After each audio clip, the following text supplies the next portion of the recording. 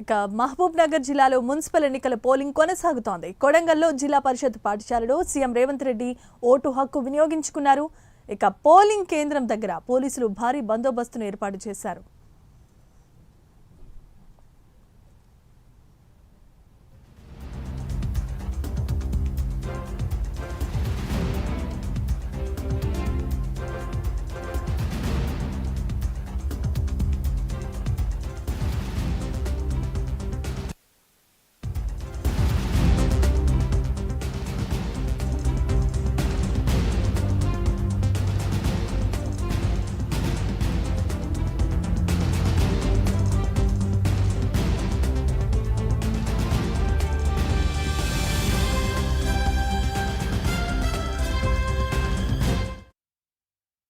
రైట్గా polling day సందర్భంగా మహబూబ్ నగర్ జిల్లాలో municipal ఎన్నికల పోలింగ్ ప్రశాంతంగా కొనసాగుతోంది. కొడంగల్ జిల్లా పరిషత్ పాఠశాలలో సీఎం రేవంత్ రెడ్డి తన ఓటు హక్కును వినియోగించుకున్నారు.